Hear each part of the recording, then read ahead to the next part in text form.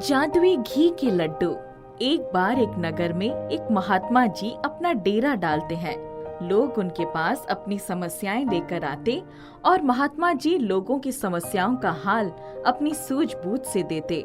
उसी नगर में भोला नाम का लड़का अपनी विधवा माँ के साथ रहता था। अपने नाम के अनुरूप ही भोला बहुत ही भोला और कुछ कम बुद्धि वाला था। उसकी माँ को हमेशा उसकी चिंता रहती। बेटा, अब तो बड़ा हो गया है, तुझे अपना ध्यान खुद रखना होगा। जिंदगी का क्या भरोसा, मेरा कब बुलावा आ जाए। तुझे दुनिया के तौर तरीके सीखने होंगे बेटा। बुलावा? माँ, तुम कहीं जा रही हो क्या? कहाँ से बुलावा आ गया तुम्हारा? हे भगवान, कब समझेगा तू। नगर में हर कोई भोला को अच्छी तरह जानता था। लोग अक्सर उसकी कम बुद्धि का फायदा उठाकर उससे अपना काम निकलवा लेते और भोला दुनियादारी से अनजान लोगों के काम खुशी खुशी करता।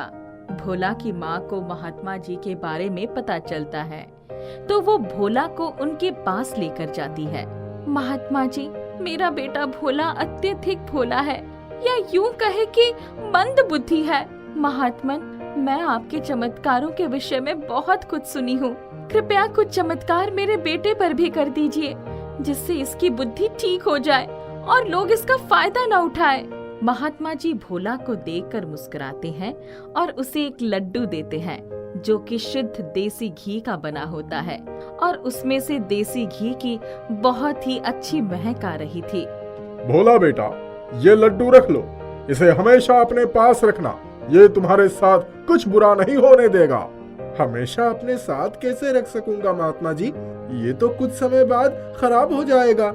इसमें से बहुत अच्छी सी देशी घी की खुशबू आ रही है। इसे तो मैं अभी खा लेता हूँ। भोला जैसे ही लड्डू को खाने लगता है, महात्मा जी उसे रोक लेते हैं।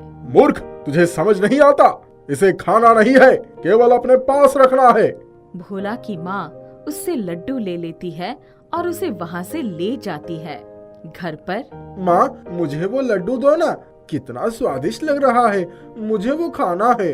बेटा, महात्मा जी ने कहा है कि इसे खाना नहीं है, केवल अपने पास रखना है। तू जिद मत कर, ले पैसे ले और बाजार से अपने लिए और लड्डू ले आना, लेकिन इस लड्डू को मत खा मेरे बच्चे। भोला की माँ उसे लड्डू खाने से तो रोक देती है, लेकिन महात्मा जी ने कहा है कि इसे खाना नहीं है, केवल अपने पास रखना है। लेकिन ये तो कुछ दिन में खराब हो जाएगा। भोला की माँ लड्डू को एक डिबिया में डालकर रख देती है। भोला चुपके से उस लड्डू को खाने आता है। जैसे ही भोला वो लड्डू मुंह में डालता है तो ये क्या, लड्डू तो सोना का बन जाता है। ये कैसा लड्डू दिया है महात्मा जी ने? ये तो टूटता ही नहीं है। इससे अच्छा तो महात्मा जी कुछ और मिठाई दे देते। भोला तो इतना कहते ही वहाँ मिठाई का ढेर लग जाता है। अलग अलग तरह की मिठाइयाँ आ जाती है। भोला उन्हें देखकर बहुत ही हैरान और बहुत खुश होता है। अरे वाह, लगता है महात्मा जी यहीं कहीं आसपास ही है, जो मेरे इतना कहते ही इतनी सारी मिठाइयाँ भेज दी। भोला खुशी खुशी मिठाइयाँ खाता है और इतने में भोला की माँ भी वहाँ आ जाती है। अरे, ये इतनी सारी मिठाइयाँ कौन लाया? अरे माँ, तुमको नहीं पता? ये सब मिठाइयाँ वो महात्मा जी ने भेजी हैं। वो यहीं कहीं आसपास ही हैं। और जैसे ही मैंने कहा कि मुझे मिठाइयाँ खानी है, तो उन्होंने ये सारी मिठाइयाँ भेज दी। माँ को भोला की बातों पर विश्वास नहीं होता और वो बहुत ध्यान से लड्डू को देखती है। वो लड्डू उठाकर मुंह में डालने लगती है कि तभी, अरे माँ, इसे क्यों खा रही हो? ये तो पत्थर का है। पत्थर का? क्या बोल रहा है तू? माँ जैसे ही लड्डू को मुंह में डालने लगती है तो लड्डू सोने का बन जाता है। माँ ये देखकर बहुत हैरान होती है। अरे, ये तो सोने का लड्डू है। काश मुझे सोने के लड्डू की जगह सोने की चेन मिल जाती। माँ के इतना कहते ही उनके सामने एक सोने की चेन आ जाती है। माँ को ये सब देखकर अपनी आंखों पर यकीन नहीं होता। लगता है महात्मा जी का ये दिया लड्डू कोई मामूली लड्डू नहीं, बल्कि कोई जादुई लड्डू है। महात्मा जी ने कहा था कि इस लड्डू को अपने पास रखने से सब ठीक हो जाएगा। काश ये लड्डू मेरे भोले को एक मामूली मंद बुद्धि लड़के से एक सुंदर राजकुमार में बदल सकता। माँ के इतना कहते ही भोला की तो काया ही बदल गई।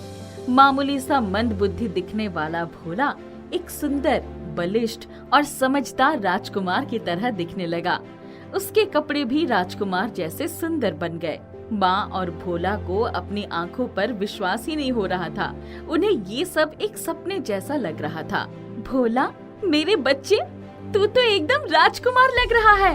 कितना प्यारा, सुंदर राजकुमार। माँ और भोला लड्डू के आगे हाथ जोड़कर धन्यवाद करते हैं। माँ, मैं जल्दी ही तुमको एक बड़े घर की मालकिन बनाऊंगा। मैं खूब मेहनत करके पैसे कमाऊंगा और बड़ा घर और गाड़ी खरीदूंगा। भोला ने जैसे ही बड़ा घर और गाड़ी खरीदने की बात कही, उनका घर एक छोटे से टूटे फूटे घर की जगह एक बड़े आलीशान घर में बदल गया और घर के बाहर एक बड़ी चमचमाती गाड़ी भी आ गई। भोला और उसकी माँ के दिन बदल गए थे। दोनों अब खूब बंठन के रहते, बड़ी बड़ी गाड़ियों में घूमते, महंगे महंगे कपड़े पहनते। इन सब की वजह से दोनों में बहुत घमंड आ गया था। एक दिन महात्मा जी भोला और उसकी माँ से मिलने उनके घर आते हैं। घर का दरवाजा खुला देखकर महात्मा जी घर के अंदर आ जाते हैं और आवाज लगाते हैं, भोला बेटा, कहाँ हो तुम? अरे रे रे, कौन हो तुम और कहाँ घुसे चले आ रहे हो? भोला बेटा, लगता है तुमने मुझे पहचाना नहीं। याद है तुम अपनी माँ के साथ मेरे आश्रम आए थे? आए थे तो क्या हुआ? आप इस तरह हमारे घर घुसे चले आएंगे? भोला बेटा, दरअसल मुझे तुम्हारी मदद की जरूरत थी। कैसी मदद? मेरे पास फालतू लोगों के लिए समय नहीं है। चलो निकलो यहाँ से, मेरे पास बहुत काम है। इतने में भोला की माँ अंदर से आती है। कौन है भोला बेटा? किससे बात कर रहा है? बेटी, मैं हूँ, पहचाना मुझे? कौन हो तुम और हमारे घर में कैसे घुसे? निकलो बाहर, नहीं तो मैं पुलिस को बुला लूंगी। बोला ना, निकलो बाहर, सुनाई नहीं देता? लगता है अत्याधिक धन ने तुम लोगों का दिमाग खराब कर दिया है। ये मत भूलो, मेरे ही कारण आज तुम यहाँ हो। तुम्हारे कारण नहीं, अपने दम पर यहाँ हूँ मैं, समझा बुढ़े? चल अब निकल यहाँ से। भोला धक्के मारकर महात्मा जी को घर से बाहर निकाल देता है। जिस लड्डू के कारण तुम लोग इतना उड़ रहे हो, मैं उसकी जादुई शक्तियाँ खत्म करता हूँ। अब देखता हूँ क्या करते हो तुम लोग। महात्मा जी के इतना कहते ही भोला का आलीशान घर, गाड़ी सब गायब हो गए और उस जगह वही पुराना टूटा फूटा घर आ गया। भोला एक सुंदर राजकुमार की जगह वही मंद बुद्धि भोला बन गया। भोला की माँ की हालत भी पहले जैसे हो गई। भोला की माँ उसे लेकर महात्मा जी के पास दौड़ती हुई जाती है। महात्मा जी, हमें क्षमा कर दीजिए, हमने आपके साथ बहुत बुरा व्यवहार किया, हमें क्षमा कर दीजिए महात्मा जी। कौन हो तुम? मेरे पास क्यों आए हो? चलो भागो यहाँ से। महात्मा जी, दौलत की चकाचौंध ने हमें अंधा बना दिया था, हमसे बहुत बड़ी भूल हो गई। मुझे कोई धन दौलत नहीं चाहिए, बस आप मेरे बेटे को वैसे ही समझदार, सुंदर राजकुमार बना दीजिए। कदापि नहीं, मैंने तुम्हारे बेटे को एक मौका दिया था, लेकिन मुझे लगता है ये इसी तरह जीवन जीने योग्य है, क्योंकि सफलता इसे रास नहीं आई। अब ये जीवन भर ऐसे ही रहेगा। भोला अपनी माँ के साथ घर वापस आ जाता है। माँ को अपने किए पर बहुत अफसोस होता है, लेकिन अब कुछ नहीं हो सकता था। जादुई चमगादड़।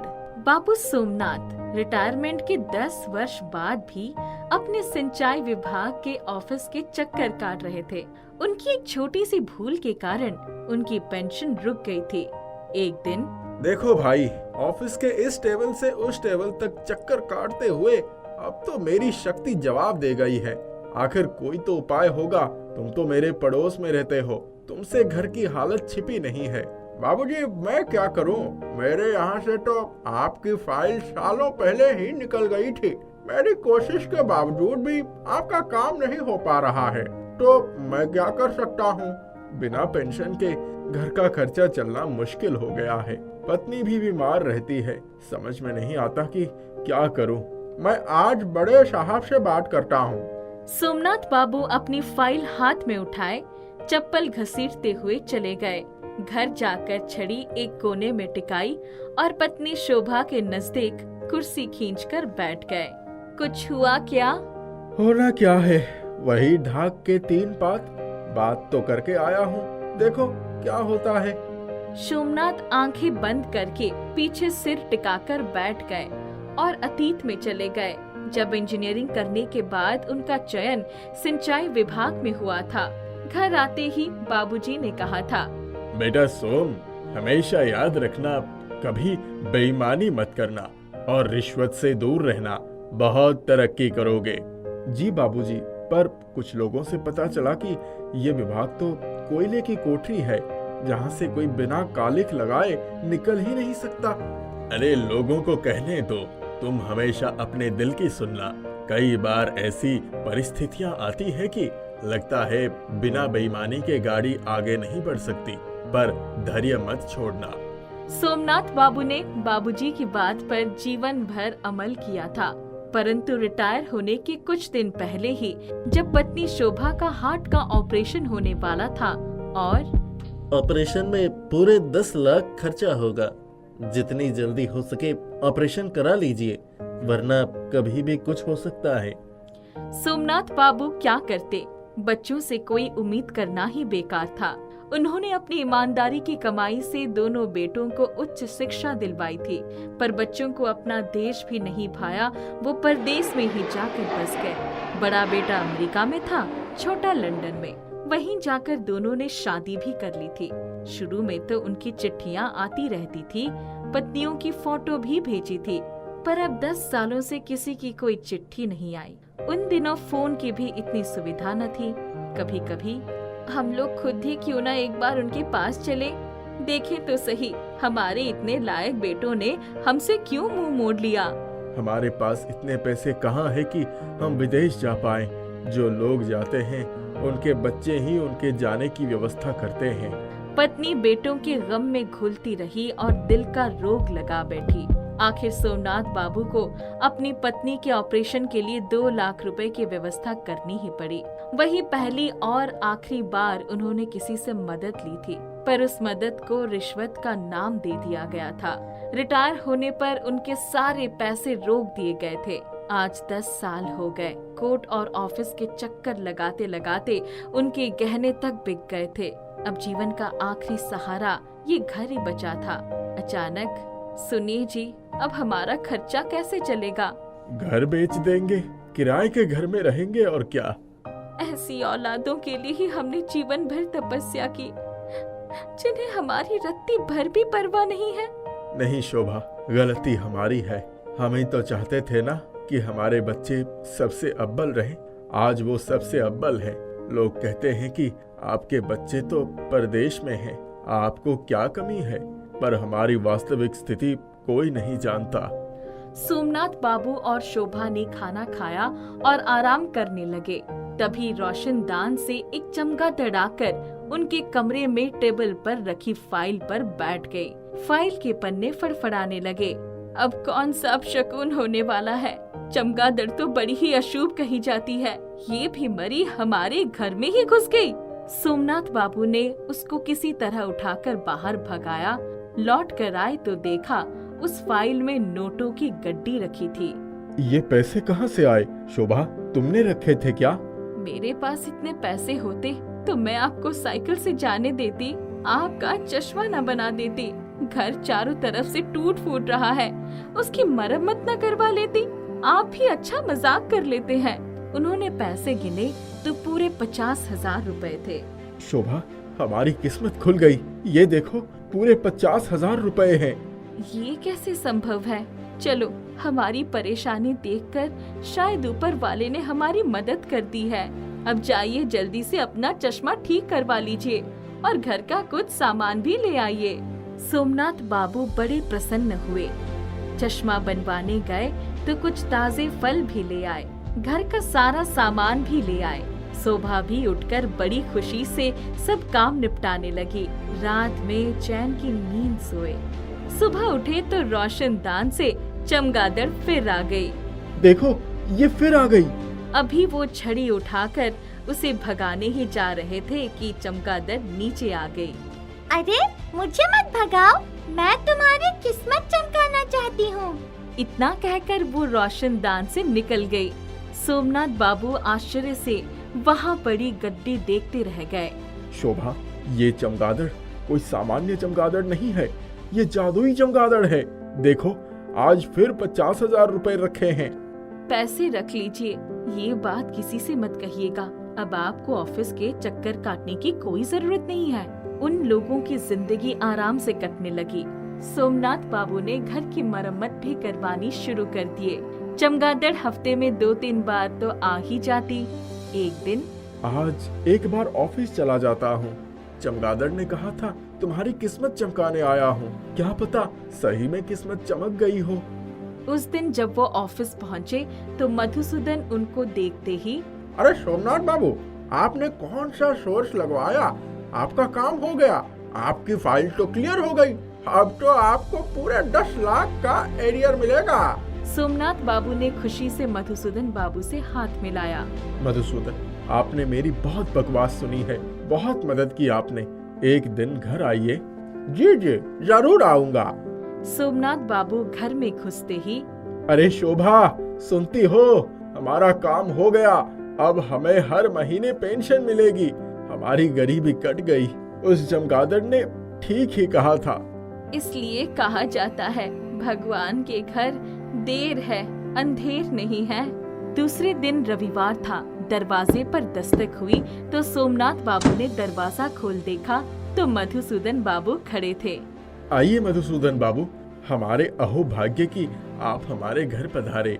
अरे आप तो कहते हैं कि आपके पास खाने तक के पैसे भी नहीं है, पर घर की मरम्मत करवा रहे हैं। हाँ, वो बच्चों ने कुछ पैसे भेज दिए थे। मधुसूदन लालची आदमी था। थोड़ी देर ही उनके घर रहा, पर उनकी चालाक आंखों से घर का जायजा लेता रहा। चाय पीकर जाने लगा तो, सोमनाथ बाबू, आपको पैसे की उतनी जरूरत नहीं है जितना आप रोते रहते हैं। आपको क्या पता कि हमने कैसे कैसे दिन देखे हैं। ये सब तो उसी चमगादड़ का चमत्कार है। सोमनाथ बाबू के मुंह से चमगादड़ का नाम सुनते ही, दरअसल ये बच्चों को चमगादड़ ही बुलाते हैं। मधुसूदन को बात कुछ जची नहीं। उन लोगों का रहन सहन देखकर उसका मन महसूस रहा था। इतना पैसा है इनके पास, फिर भी बंदा रोज फटी चप्पल घिसटते हुए ऑफिस आकर दिमाग खराब करता है। मुझे लगता है जरूर इसको कहीं से गड़ा हुआ धन मिल गया है। लड़कों ने पिछले 10 साल से नहीं पूछा, अचानक कैसे पैसे भेज दिए हैं? यही सोचते सोचते वो अपने घर चला गया। लेकिन वो सोमनाथ बाबू के घर पर नजर रखने लगा। एक दिन वो उनकी खिड़की से चुपके से झांक रहा था। मधुसूदन ने देखा कि सोमनाथ बाबू के रोशनदान में एक बड़ा सा चमगादड़ आया। वो लपक कर एक पेड़ पर चढ़कर रोशनदान के पास ही पहुंच गया। उसने झांक कर देखा तो, अब सब ठीक है ना? अरे भाई, तुम्हारे एहसान तो कभी नहीं भूल सकता। तुमने हमारी नैया ही पार लगा दी। मधुसूदन को चमगादड़ को बोलते हुए देखकर बड़ी हैरानी हुई। चमगादड़ जैसे ही बाहर निकला, मधुसूदन ने उसे पकड़ लिया। उसके हाथ लगते ही चमगादड़ ने उसकी नाक अपने मुंह में दबा ली। तुम जैसे लोगों की वजह से एक ईमानदार आदमी 10 साल से ठोकर खा रहा था। अब तुम्हारी नौकरी भी जाने वाली है। सोमनाथ बाबू, बचाओ, बचाओ! चमगादड़ के जाने के बाद सोमनाथ बाबू अपनी पत्नी के साथ बाजार जाने के लिए गाड़ी में बैठ गए थे। जैसे ही उनके कानों में मधुसूदन की आवाज टकराई, वो भागकर उधर गए तो देखा कि चमगादड़ अभी भी उनकी नाक चबा रही थी। इनको छोड़ दो, इन्होंने मेरी बहुत मदद की है। आप बहुत ही सरल इंसान है। इसी की वजह से आपका पैसा अब तक रुका हुआ था और अब आपकी तरक्की इससे देखी नहीं जा रही है। सोमनाथ बाबू, मुझे माफ कर दो, मैंने बहुत बड़ी गलती किया है। सोमनाथ बाबू उसे वहीं छोड़कर गाड़ी में बैठ गए।